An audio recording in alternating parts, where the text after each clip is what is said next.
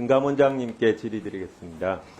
아까 답변하신 내용을 들어보니까 우리 다선 의원이 가입했던 라인펀드, 보도자료는 C인지 D인지 불확실한데 여하튼 여기의 경우에 라임 자산 운용이 갖고 있던 고유 자산으로 부족한 금액을 제공해서 환매했다는 건데 이게 자본시장법 위반이라고 말씀하시는 걸로 이해를 했습니다. 혹시 이렇게 고유 자산을 개별 펀드에 자금을 집어넣는 경우가 허용되는 경우는 없습니까? 무조건 다 불법입니까?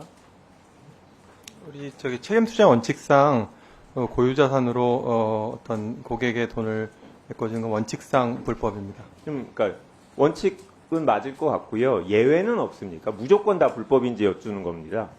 이런 경우에는 불법입니다. 그러니까 어떤 경우가 예외적으로 허용이 됩니까? 어쨌든 그게 고유자산에서 빠져나온 돈이건 타 펀드에서 빠져나온 돈이건 특정 투자자들에 대한 손실을 메꾸거나 이익을 줄 목적으로 운영되는 경우에는 그냥 다 불법으로 보시면 될 것 같습니다. 저는 이제 구체적으로 계속 어떤 경우에 예외적으로 허용되는지를 물어보는데 그냥 원론을 좀 말씀하시는데요. 그러면 좀 더 보도자료 관련해서 여쭤보겠는데 자료를 보면 투자 형식 자금 지원이라고 이렇게 돼 있습니다. 구체적으로 투자 형식 자금 지원이라는 게 그냥 빌려준 겁니까? 아니면 무상으로 증여한 겁니까? 아니면 어떤 명목으로 들어간 겁니까? 제가 보도자료 어느 부분을 두고 말씀하시는지 제가 잘 몰라서 죄송합니다. 이 표를 보시면 표에 고유 펀드에서 4.5억 원이 들어갔다라고 하면서 괄호 밑에 투자 형식 자금 지원이다. 그런 명목으로 고유 재산에서 4.5억이 들어갔다고 돼 있거든요. 그냥 소위 얹어준 겁니까? 부족해서? 그냥 돈을 빼내서 준 거고요. 회계 처리를 어떻게 이제 꾸며서 했는지는 그 다음에 문제인 것 같습니다. 아니요. 그거는 저는 의미가 있다라고 생각이 드는데요. 그냥 분식의 방법이라고 그냥 생각하시면 될 것 같습니다. 제가 그래서 자본시장법상 허용되는지를 여쭤보는 거 아닙니까? 자본시장법상 그래서 안 된다고 답변 드렸습니다. 네, 펀드상 거래가 되는 경우도 허용되는 경우도 있고 고유 재산하고 펀드 재산이 거래가 허용되는 경우도 법에 예외적으로 있습니다. 왜냐하면 이 비시장성 자산을 보유하고 있는 펀드의 경우에 신속하게 환매가 어렵기 때문에 예외적으로 투자자의 환매를 보장하기 위해서 고유 자산으로 해당 비시장성 자산을 인수해갖고 대신 이거를 환가하는 이런 방식이 허용이 되고 펀드 간에도 허용이 됩니다. 그러니까 이건 원칙적인 겁니다. 예외적으로 그렇게 허용이 되는데 제가 이제 궁금한 거는 이 투자 목적으로 투자 형식 자금 지원이라고만 이렇게 돼 있어서 아마 형식적으로는 뭔가 다른 형식이었을 것 같아서 이제 여쭤보는데요. 김상 의원이 이제 가입한 펀드가 C 펀드인지 D 펀드인지 모르겠는데 구체적으로 여기에는 고유 재산이 얼마가 들어갔습니까? 합쳐서 4.5억인데 둘 중에 김상 의원님이 가입한 데는 얼마가 들어갔습니까? 제가 어쨌든 거듭 말씀드린 것처럼 이제 질문의 이제 취지는 제가 이해를 했고요. 비유는 이해를 했고 2억 얼마, 1억 얼마씩 들어갔는데 숫자를 한번 확인해서 다시 설명을 드리겠습니다. 다만 이제 예. 제가 알기로 펀드마다 다 다른데 기본적으로 이제 맷자님 펀드들이 많았는데 이 김상희 의원이 가입한 펀드는 주식형 자산의 한 90%, 나머지 비시장성 자산의 한 15%가 돼 있다라고 하고 요번에 거래한 거는 고유 재산으로 그 비시장성 자산을 인수하고 그거에 대한 대가를 지급했다. 만약에 그렇다라고 하면 그거는 이제 법적으로 허용될 수도 있는데 제가 궁금한 거는 요 보도자료만 보고는 그런 부분을 알 수가 없다라는 겁니다. 이 보도자료만 보면은 마치 이제 엄청난 국회의원이 지위를 이용해서 자산운용사나 펀드 판매 예산을 압박을 해갖고 불법적으로 자산을 고유자산으로부터 받은 것처럼 보여지는데 뉘앙스상 그렇게 읽힙니다. 그런데 예외적으로 허용되는 경우들이 있고 실제로 그런 경우들이 있는데 그거에 대해서 사실관계 조사가 다 된 다음에 이런 보도가 나와야지 그 부분에 대해서 구체적인 부분은 확인이 안 됐고 어떤 명목으로 고유자산이 들어가는 이런 거에 대한 설명도 없고 이렇게 되면 이건 일반인이 볼 때는 이 부원장님께서는 그 중진이용 같은 경우에 다선이용 같은 경우에는 법 위반 사항이 없는 것으로 알고 있다라고 보도자료에도 얘기를 했는데 마치 법 위반 사항을 확정하지 않았지.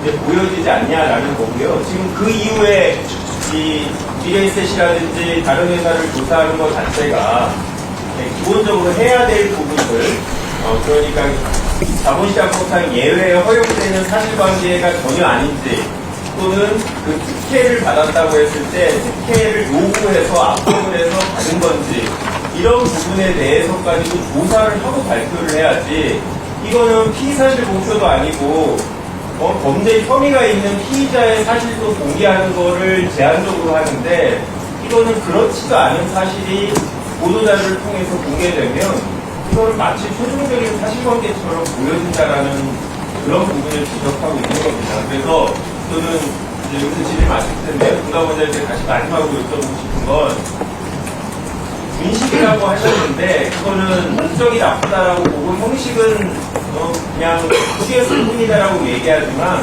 만약에 예외적으로 허용되는 경우라면 그거는 아무리 어떤 사람이든 허용될 법적으로 법 위반은 아니고 게다가 투자자 자체는 법 위반이 아닌데 왜 그런 부분에 대한 사실관계나 설명 없이 그냥 투자자금 자금 지원이라고 이 단정적으로 법 위반인 것처럼 설명을 하셨는지 그게 궁금해서 배경을 보여드리고요. 예, 의원님 혹시 이제 그 당시 어디 외국에 계셨거나 이거를 팔로우 안 하셨을 것 같아서 말씀을 드리면 이게 10월 1일 날 라인펀드가 환매 불능이 선언이 됐는데 그 전에 투자자들이 1조 7천억이었고 그 중에 어쨌든 개방형이건 폐쇄형이건 뭐 사돈의 친처이건 뭐건 간에 어떻게든 간에 돈을 일부라도 빼갈 수 있었던 사람들은 3천억 미만이었고 사실은 1조 5천억 가까운 사람들이 다 손해를 본 상황이고 예를 들어 그 예를 들어 지금 문제가 되는 몇 군데의 특혜성 환매에 대해서는 저희가 이제